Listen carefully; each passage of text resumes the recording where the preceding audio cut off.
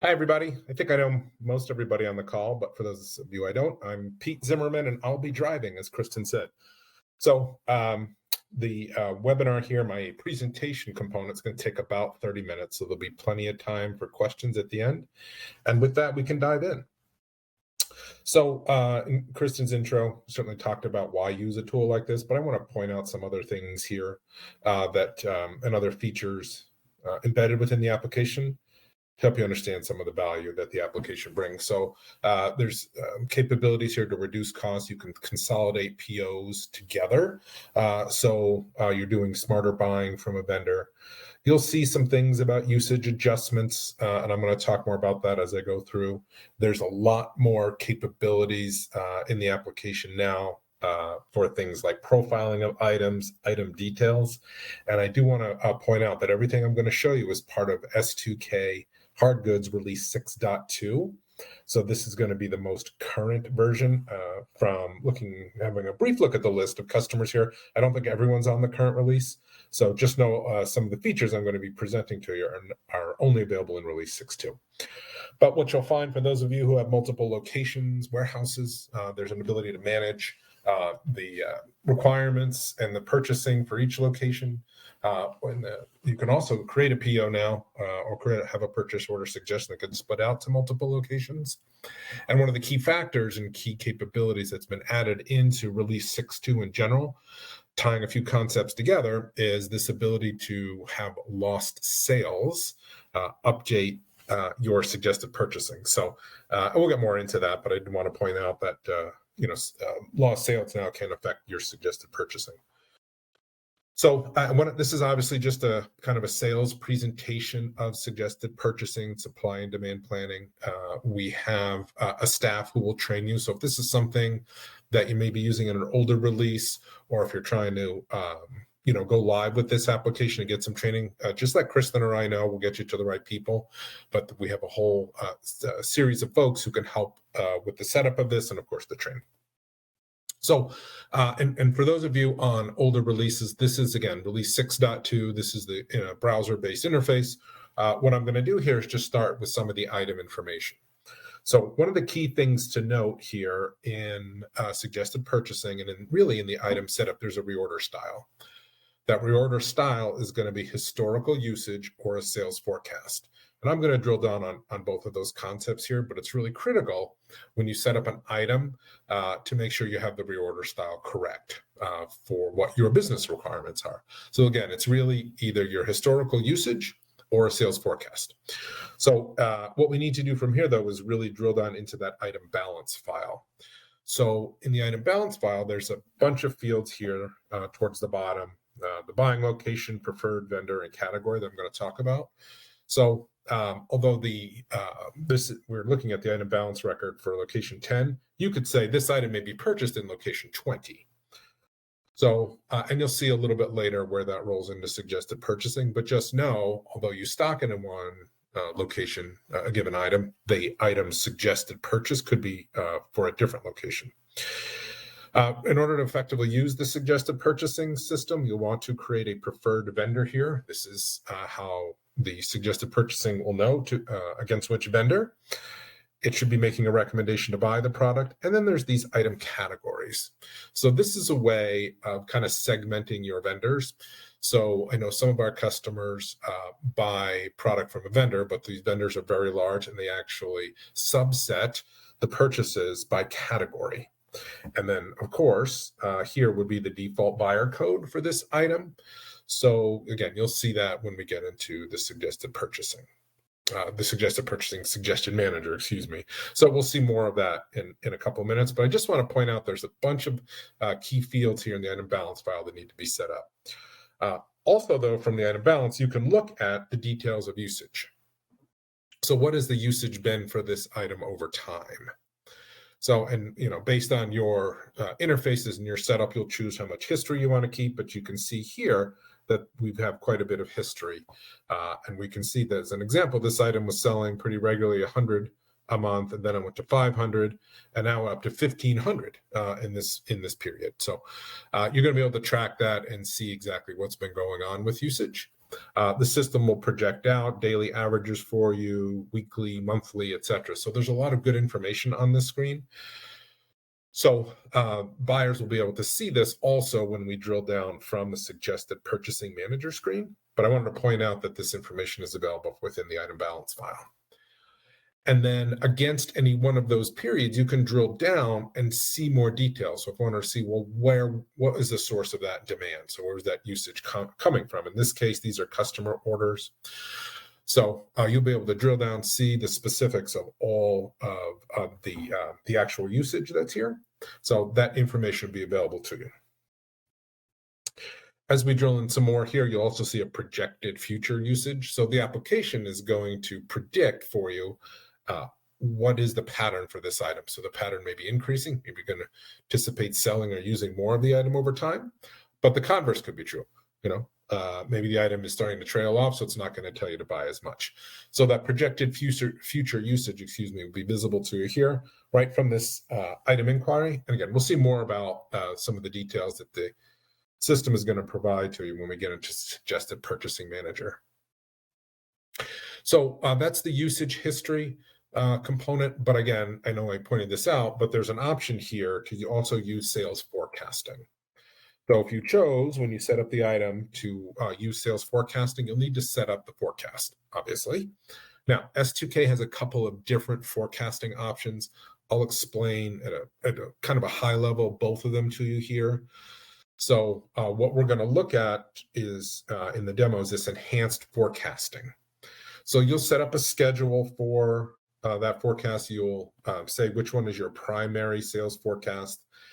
And once you set that up, then here you'll be able to look at a forecasting interval. That interval is weeks or months, and that will tie back to your usage. So when you look at usage, the usage will be monthly or weekly as well.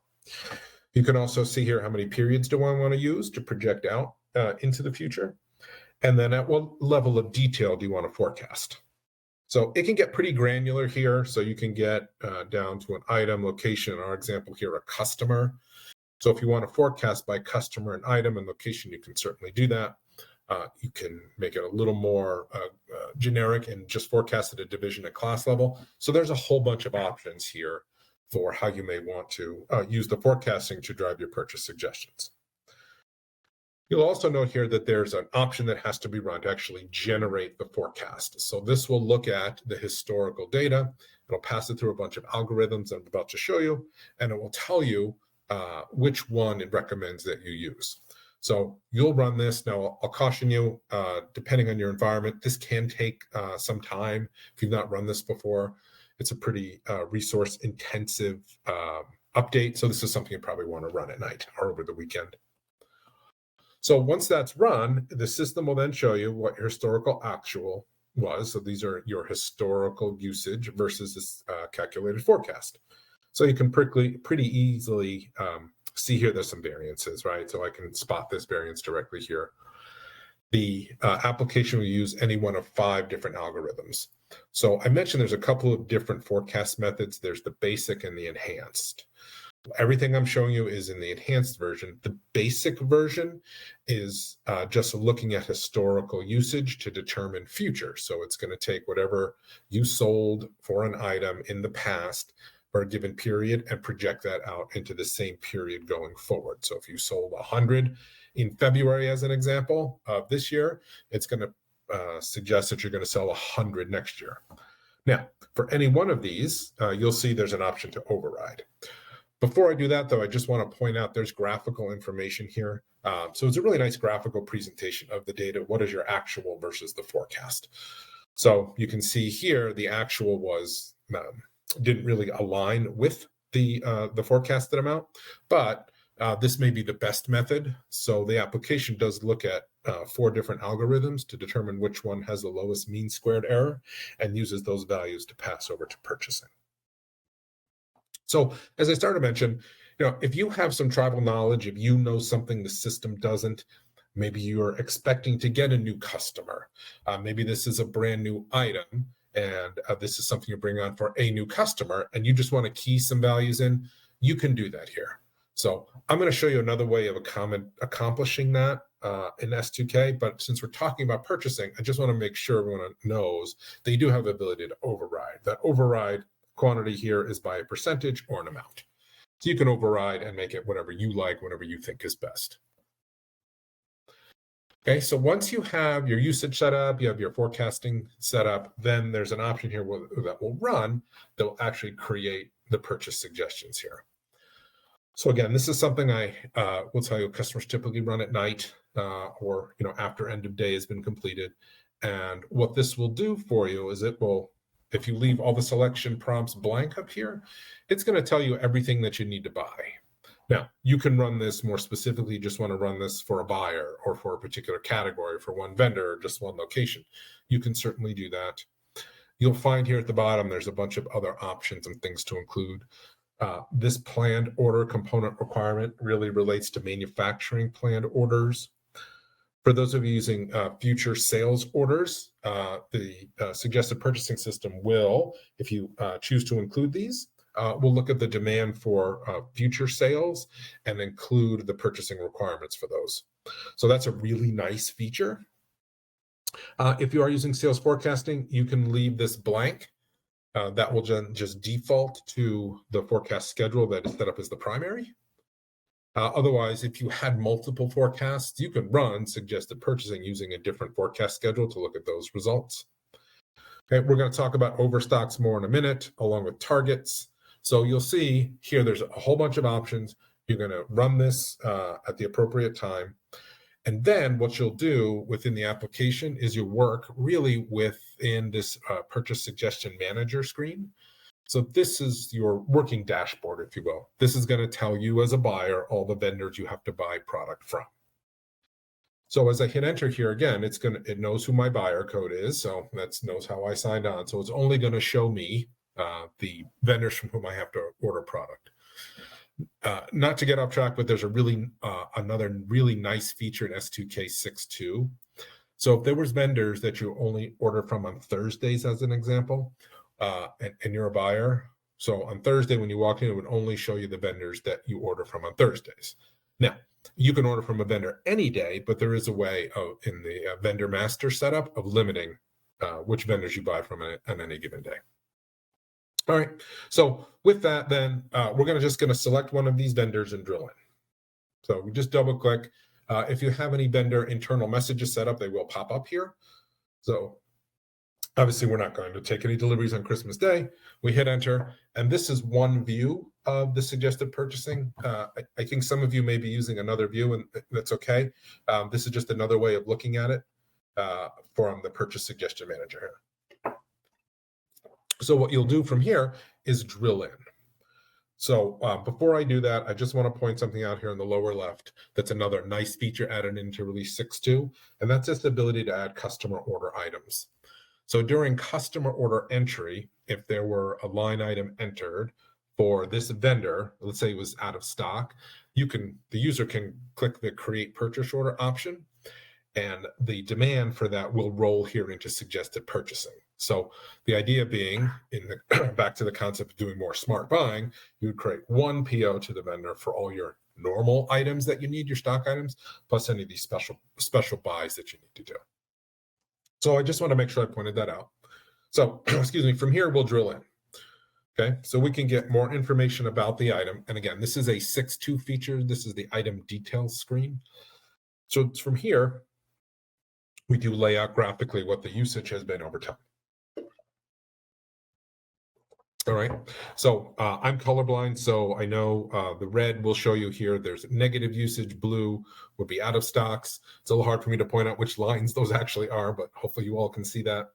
But what you'll find here, again, this is a 6.2 feature. There's a lot of information on the screen. We're really going to drill down to start off on the analysis here, which has been in S2K suggested purchasing for some time. So here's how the system came up with its suggestion. One of the other options you're going to see here is there's a what if capability. So especially in this day and age, what if we knew the lead time was about to change? So you'll see there's override capabilities here. This is what the system's calculating the daily usage to be. Maybe it's going to be something different.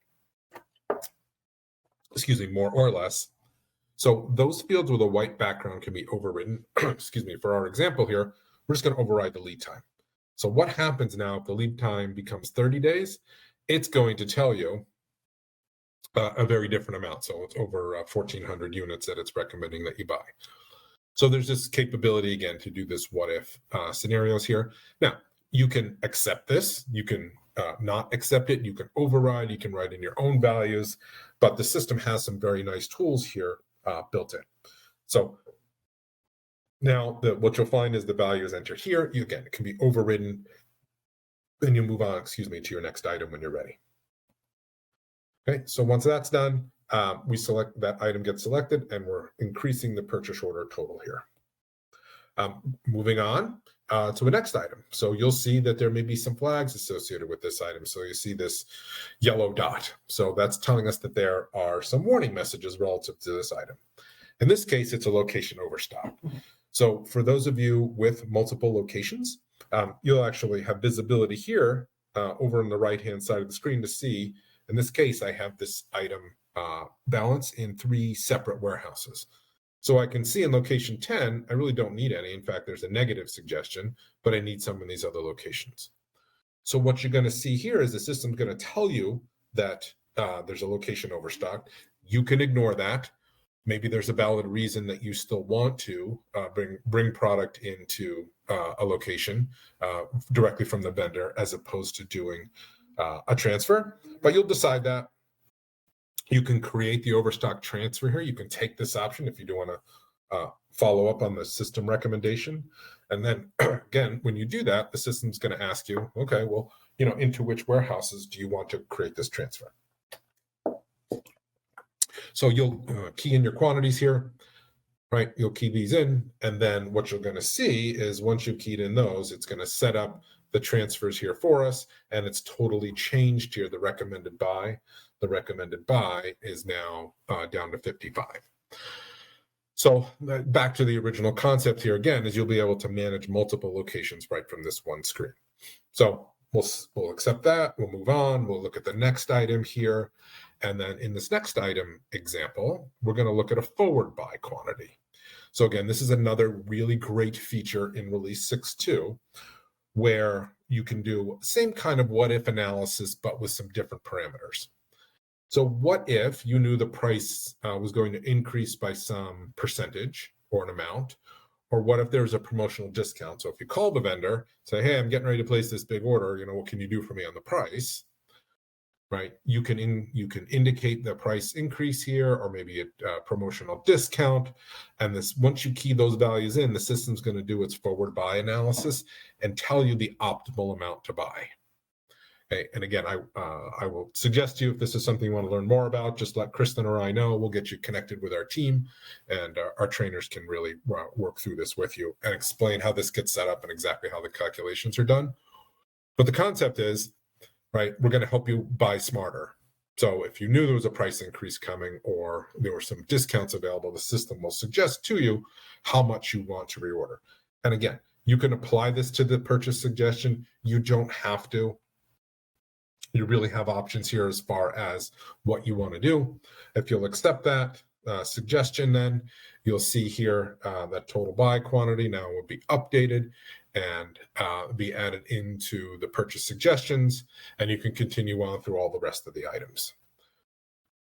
Okay, so everything's here and set up, and once you're done and you're satisfied with all of your items, you'll take an option here to create the purchase order. Again, based on a whole bunch of defaults in the system, the purchase order then gets automatically created. It'll be emailed, typically emailed, but if you're using EDI or some other even printing purchase orders, the idea here is an S2K, that purchase order number would then be created and out and delivered to the vendor. The purchase order number then is updated here right within the suggested purchasing manager, and as a buyer, you'd move on to your next vendor. Now, I just want to pause to say, the idea here is we're going to give the buyers all this information, but it still requires human intervention. To quote Ronald Reagan, there's a trust but verify component here. So you want to make sure that buyers are reviewing the suggestions the system is making. Again, you may have some tribal knowledge, maybe you know something the system doesn't. So it's really important to review that. I mentioned the customer orders with the create PO, but there's also a customer back order option here. So if there are customer back orders as well, those can be included in this purchase suggestion for the vendor. Again, just to reinforce the concept of buying smarter. So if there are any open back orders for the customer, those can also be included here in your purchase suggestion. Okay, so there's a target buy calculation here that's available to you. So you can set up targets now with Release 6.2. You can set up vendor targets. But what you'll find here is you can also now, if you're looking at this vendor line and said, hey, again, if you're, in touch with the vendor, maybe you want to say, hey, we have a new target. We want this, we're going to purchase this dollar amount or this many cubic measure, this much cubic measure pallets, etc. And then what the system will do for you is it will go through and add 1 day's usage, to all of the items that you buy in order to meet that vendor target. So again, this is a way of maybe doing some smarter buying. Perhaps if your buyer is going to be out, or if it's a vendor that you want to work more closely with, and perhaps take advantage of some better pricing or some discounts that they're going to offer you by ordering a greater volume, you'll be able to do that here. So these target buys is really a nice capability, again, that's been added here into Release 6.2.